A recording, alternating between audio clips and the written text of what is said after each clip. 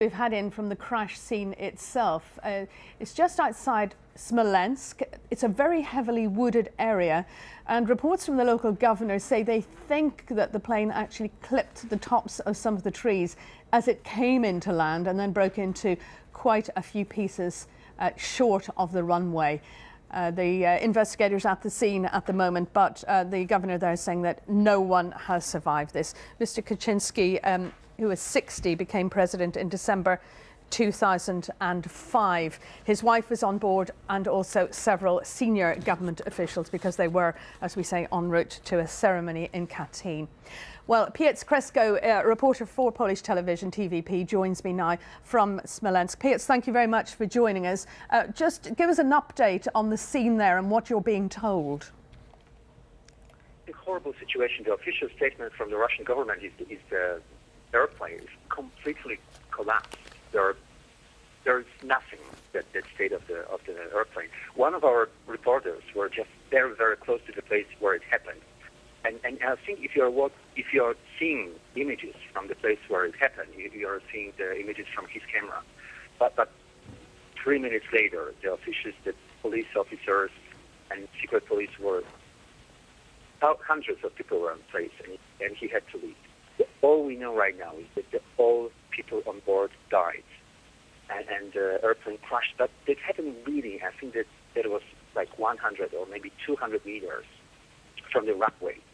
So that was 2 seconds. I think that was 2 seconds from the runway, and all of these people would be saved. Horrible tragedy. Piotr, is there any indication, or are you getting any sense that people there think that this might not have been an accident then? It's really hard to say. I think that the visibility was very, very poor. It was cloudy. As far as we know, the pilot was trying 4 times to land. From the Russian officials, I'm not sure whether that's the official statement, that's what we know right now, that he was offered to other locations to land, in Minsk and in Moscow.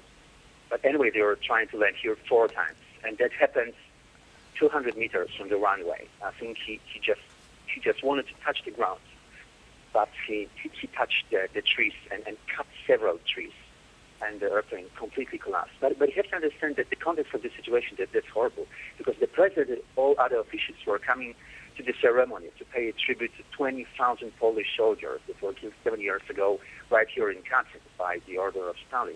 And hundreds of the families of the soldiers that died here 7 years ago were waiting for the president.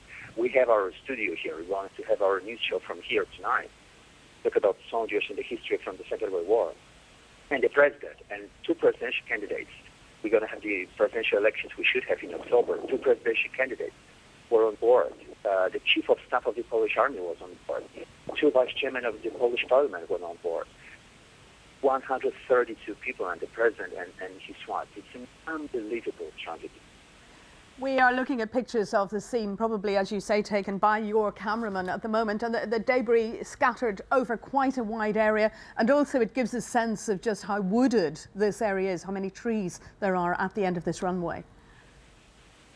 The trees were on fire when we were coming closer to the scene, and Russian officials, just police officers and people from the airport told us that they have never, ever in their lives such a tragedy on the earth anywhere, any time in the history.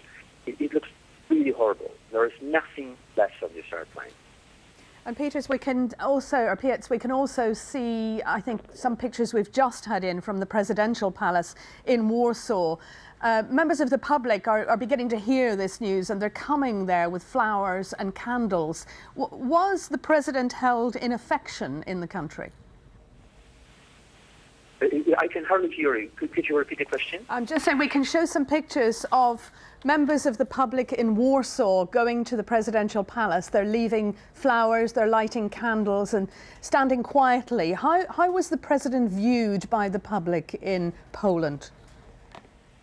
It would be a very long answer, but the short answer today is this is the national grief, and I think all of my countrymen are in grief right now. This is a national tragedy. If you think about political differences, it really doesn't matter today.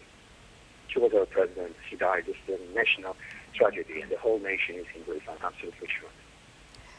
Piotr Kresko, thank you very much indeed for joining us there from Smolensk.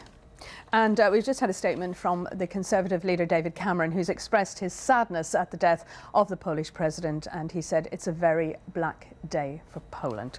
We'll bring you more from there, of course, as we get it.